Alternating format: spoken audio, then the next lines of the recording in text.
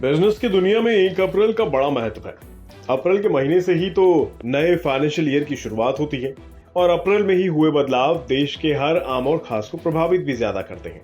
इस बार भी अप्रैल से शुरू होने वाले इस नए फाइनेंशियल ईयर में कई बड़े बदलाव आपका इंतजार कर रहे हैं। जैसे 1 अप्रैल से सुनार सिर्फ 6 डिजिट वाले हॉलमार्किंग के सोने के आभूषण बेच सकेंगे। इसके अलावा पेन किलर्स, एंटीबायोटिक्स या दिल की दवाइयां 1 अप्रैल से महंगी हो जाएंगी। आज के इस वीडियो में हम आपको ऐसे ही कुछ जरूरी बदलाव और इनसे जुड़ी जरूरी जानकारियां साझा करेंगे जो आपको सीधे तौर पर प्रभावित करने वाली हैं। पहला बड़ा बदलाव है नए टैक्स रिजीम से जुड़ा। 1 अप्रैल से इनकम टैक्स पेयर्स को नए टैक्स रिजीम मिल जाएगा। नए टैक्स रिजीम चुनने वालों के लिए रिबेट की लिमिट 7 लाख रुपए कर दी गई है। पहले ये लिमिट 5 लाख रुपए थी। बजट में सैलरी क्लास को एक और बड़ी राहत दी गई है। नई टैक्स सिस्टम में 50,000 रुपए का स्टैंडर्ड डिडक्शन भी शामिल कर लिया गया है, यानी 7.5 लाख रुपए तक की सैलरी पर अब कोई टैक्स नहीं लगेगा। हालांकि पुराने टैक्स रिजीम में टैक्स की दरें पहले की तरह ही रहेंगी। दूसरे बड़े बदलाव की बात करें तो ये जुड़ा है आपके गोल्ड से, यानी सोने से। हालांकि इसका इंपैक्ट ग्राहकों से ज्यादा विक्रेता पर पड़ेगा। नए नियम के तहत 1 अप्रैल से 6 डिजिट वाले अल्फा न्यूमेरिक हॉलमार्किंग के बिना कोई भी दुकानदार अब सोने की बिक्री नहीं करेगा। पहले 4 डिजिट वाली हॉलमार्किंग होती थी जो अब पूरी तरह से बंद हो जाएगी। अल्फा न्यूमेरिक हॉलमार्किंग से हमारा मतलब है जैसे आधार कार्ड पर 12 अंकों का कोड होता है, उसी तरह से सोने पर भी 6 अंकों का हॉलमार्क कोड होगा। इसे हॉलमार्क यूनिक आइडेंटिफिकेशन नंबर यानी HUID कहते हैं। ये नंबर अल्फा न्यूमेरिक यानी कुछ इस तरह से हो सकता है जैसे AZ4524। इस नंबर के जरिए ये पता करना संभव होगा कि कोई सोना कितने कैरेट का है। देश भर में सोने पर ट्रेडमार्क देने के लिए 940 सेंटर बनाए गए हैं।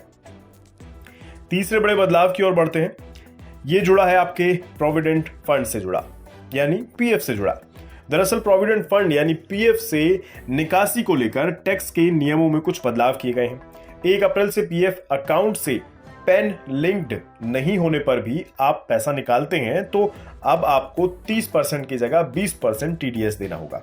बदले हुए नियम का फायदा उन PF होल्डर्स को होगा जिनका पैन अभी तक अपडेट नहीं है। अगला बड़ा बदलाव है गाड़ियों से जुड़ा। दरअसल 1 अप्रैल से BS6 फेज 2 एमिशन नॉर्म्स लागू हो रहे हैं। इसके चलते मारुति, होंडा, हुंडई, टाटा समेत तमाम गाड़ियों की कंपनियों के दाम बढ़ने वाले हैं। ये घोषणा कर दी गई है पहले से। टाटा मोटर्स ने तो सभी कमर्शियल गाड़ियों के दाम 5% तक बढ़ाने का ऐलान कर दिया है। कंपनी ने इसके पीछे की वजह BS6 फेज 2 एमिशन नॉर्म्स में हो रहे बदलाव और बढ़ती लागत को बताया है। आपको बता दें 1 अप्रैल से केवल BS6 फेज 2 गाड़ियां ही बेची जाएंगी।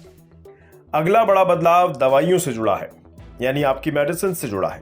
दरअसल पेन किलर्स, एंटी इन्फेक्टिव्स, एंटीबायोटिक्स और दिल की दवाइयां महंगी होने जा रही हैं। सरकार ने ड्रग कंपनियों को कीमतें बढ़ाने की अनुमति दे दी है। कीमतें होलसेल प्राइस इंडेक्स यानी WPI में बदलाव के आधार पर बढ़ेंगी। इनकी कीमतें 10% तक बढ़ सकती हैं। इसके अलावा जो सबसे बड़ा बदलाव है वो जुड़ा है आपकी रसोई से जुड़ा। हम बात कर रहे हैं गैस सिलेंडर की कीमतों पर।